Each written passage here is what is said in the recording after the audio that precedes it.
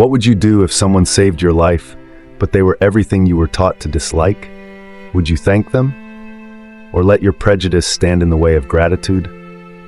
This is the story of Martha Daniels, a woman whose life took an unexpected turn after a near-death experience and a life-saving encounter that forced her to confront her own biases. The emergency room was chaotic as usual, nurses rushing back and forth, machines beeping steadily, doctors making quick, life-or-death decisions. Among them was Dr. Isaiah Carter, one of the hospital's best surgeons. Calm, skilled, and compassionate, Isaiah had earned the respect of everyone on the team. On this particular day, he faced a critical situation. Martha Daniels, a 62-year-old woman, had been rushed in after collapsing at her home. Her condition was serious, and she needed immediate surgery.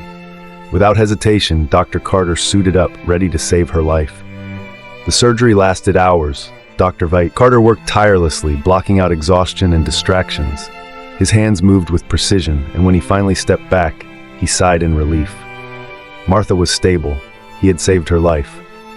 But Dr. Carter wasn't looking for applause. He quickly moved on to the next patient, leaving the nurses to inform Martha's family. He had done his job. That's all that mattered. Hours later, Martha woke up. Her vision was blurry at first, but she could make out a figure standing by her bed. As her eyes adjusted, she realized it was Dr. Carter. But instead of gratitude, her face hardened. "You're the doctor?" she asked sharply. "Yes, ma'am. I performed your surgery," Dr. Carter replied, his tone professional but warm. Martha's lips tightened. She looked him up and down, her expression filled with suspicion. "I want a real doctor," she spat. Dr. Carter blinked but didn't flinch. He had faced this kind of reaction before. "Ma'am, your surgery was successful. You're stable and on the road to recovery," he said, keeping his voice steady. But Martha wasn't satisfied. "I don't trust you," she said coldly. "Get someone else in here." Dr. Carter left the room, his footsteps heavy but his expression calm. This wasn't new to him. He dealt with patients who judged him not by his skills, but by the color of his skin. In the staff room, a nurse approached him. "Dr. Carter, she's requesting to speak to the hospital director," she said hesitantly. Dr. Carter nodded. "Let her," he replied. He wasn't going to argue with her. He had done his job. He had saved her life. Back in her room, Martha muttered angrily to herself. She didn't care that this man had saved her life. All she could focus on was her prejudice. "I'll make sure he's fired," she said to a nurse. "Someone like him shouldn't be working here." The nurse, maintaining her professionalism, simply nodded and left the room. Despite Martha's complaints, her recovery was going better than expected. She was healing quickly, her vitals were stable, and she was regaining her strength. But Martha refused to acknowledge it. Every time Dr. Carter entered her room to check on her, she found something to criticize. "I'm still in pain," she would snap. "You don't know what you're doing." Dr. Carter remained calm through it all. "Your recovery is on track, Mrs. Daniels," he would say. "If there's anything specific bothering you, let me know, and I'll adjust your care." But Martha wasn't interested in his answers. She just wanted him gone. The hospital director, Dr. Karen Holloway, called Dr. Carter to her office. "She's filed a formal complaint," Dr. Holloway said with a sigh. Dr. Carter nodded. "I expected as much," he replied. "She's accusing you of negligence," Dr. Holloway continued, "but her recovery has been textbook perfect. You've done everything right."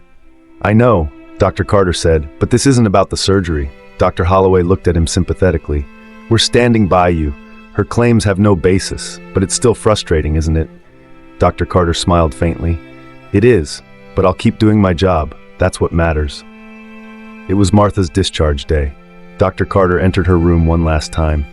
"Mrs. Daniels, you're ready to go home," he said calmly. Martha crossed her arms, scowling. "Finally," she muttered. Carter handed her the discharge papers. "You've recovered well. Continue following the instructions, and you'll be back to full health soon." Martha snatched the papers without a word, but just as Dr. Carter turned to leave, she paused. Something inside her shifted. Her prejudice hadn't blinded her to one undeniable fact. She was alive because of him. "Wait," she said hesitantly. Dr. Carter turned back, his expression neutral. She looked down, avoiding his gaze.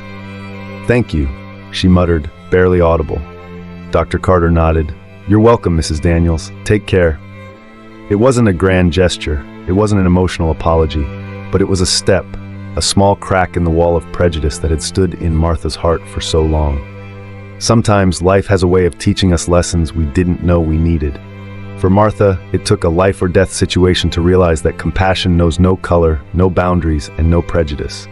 And for Dr. Carter, he continued his work, saving lives one patient at a time, knowing that some walls take longer to break down than others. What about you? Have you ever had an experience that changed the way you see the world? Let us know in the comments below. And remember, compassion is the bridge that connects us all.